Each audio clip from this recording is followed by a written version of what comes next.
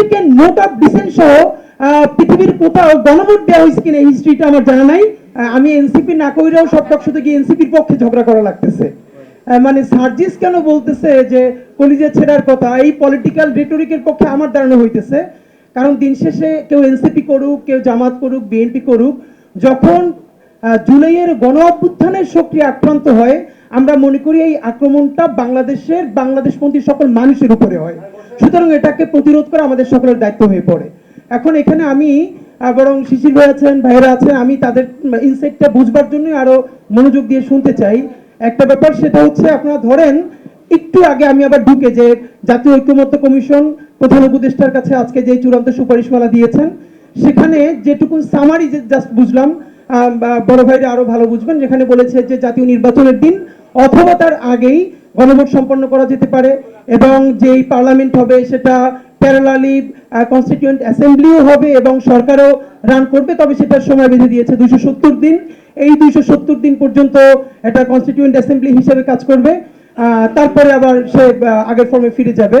এখন আমার একটা প্রশ্ন, সেটা হলো, যেটা আমি বলতে আমার মতো অবুঝ নাদান বান্দা যারা কোটি কোটি এই বাংলাদেশে আছে, যারা আইনজ্ঞ না, তাদের হয়ে আমি প্রশ্নটা জাস্ট বোঝার চেষ্টা করতেছি।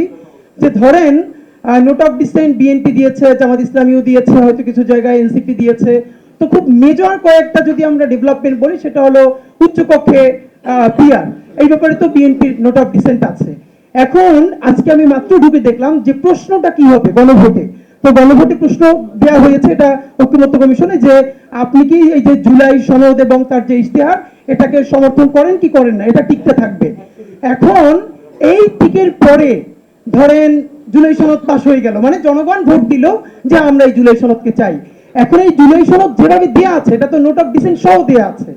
এখন বিএনপি যে তার নোট অফ ডিসেন্টটা দিয়ে রেখেছে, এবং ধরে নেই আমরা বিএনপি পার্লামেন্ট সরকার ফর্ম করলো, তো বিএনপি এসে যদি বলে যে আমরা আপার হাউসে পিআর করতে পারবো না, এটা তো বলেই দিয়েছি এবং সেটা জুলাই সনদের মধ্যে দেওয়াও আছে, তো এইটা জেনেই তো মানুষ এটার পক্ষে ভোট দিয়েছে। তো তোমরা আমাকে প্রেশার দিচ্ছ কেন? আমি তো পারতেছি না। এখন যদি সেটা না হয়, তাহলে আপনার যতগুলো ব্যাপার আছে প্রত্যেকটার ব্যাপারে আপনি একটা একটা করে টিক নিবেন কিনা। যেমন জনগণ উচ্চকক্ষে পিআর চায় কি চায় না, টিক দেন। তাহলে এরকম করতে হলে তো আপনার 50টার বেশি টিক লাগবে। তার থেকেও বড় ব্যাপার হলো পিএইচডি যারা একমাত্র মনে হয় আইনের উপরে করে নাই আর পলিটিক্যাল সায়েন্সে করে নাই, বাকি সবারই তো আবার বিদেশে ট্রেনিং পাঠানো লাগবে খালি এই বলে পড়বার জন্য যে এখানে আসলে বলছে কি। এখন রিক্সাওয়ালাও তো ভোটার। এখন ব্যাপার হলো, আপনি যদি শুধু একটা টিক দেন যে জুলাই সনদ মানি, তাহলে এই জুলাই সনদ মানা না মানা দুই ধরনের ইস্যুই তো এটার মধ্যে আছে। এক, আর যদি প্রত্যেকটা বিষয়ের উপরে টিক দিতে চান, সেটা কোনো প্র্যাকটিক্যাল ব্যাপার না।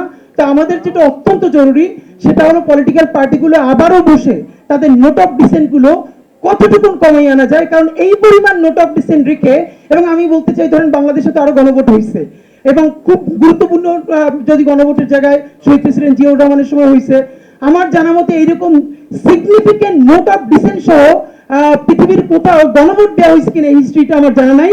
জুলাই সনদ বাস্তবায়নের মধ্য দিয়ে আমরা যে নতুন নির্বাচনটা চাই সেটা, তবে এটাও এখন এনসিপি কি পলিটিক্সটা করতে চাই এটা তো আমিও ক্লিয়ার না, আপনারা কেউ ক্লিয়ার না, যে যার পলিটিক্সটা ভালো অর্থে করবে। কিন্তু এইটাকে সামনে রেখেও নির্বাচন যদি পিছিয়ে যায়, যে প্রচুর কাজ করে তারপর নির্বাচনটা করতে হবে, তাহলে সেটা আমাদের দেশের জন্য ভালো হবে না। তা আমাদের জন্য, এবং আমি ফাঁকে বলি যে শহীদ পরিবারকে তো আমরা সবাই যে যার কাছে ব্যবহার করি। আজকে এখানে আমরা সবাই বসে আছি, সামনে অনেক শহীদ পরিবার আছেন, তাই সামনে শহীদ পরিবার যাদের কাপড় চোপড় দেখলে আপনি বুঝতে পারবেন যে আসলে তাদের জীবনে তো কোনো পরিবর্তন আসে নাই, এটা তো বোঝা যায়। তো তাদের জায়গা থেকে এম্পাওয়ার্ড হয়ে আমরা যে যার কাছ থেকে পলিটিক্সটা করি, কিন্তু একদম বেশি নিমক হারাম না হই। সবাই তো কম বেশি নিমক হারাম, আমরা বড় অর্থে নিমক হারাম না হই। এনসিপির প্রতি যেহেতু পাটোয়ারি ভাই আছেন, ওনার পলিটিক্যাল স্টেটমেন্ট আমি এনজয় করি, খুব রিয়েলি এনজয় করি, এবং আমি মনে করি প্রত্যেক দলে এরকম দু চারজন ব্যক্তি দরকার। এনসিপি লাকি যে পাটোয়ারির মতো একটা ফিগার পাইছে,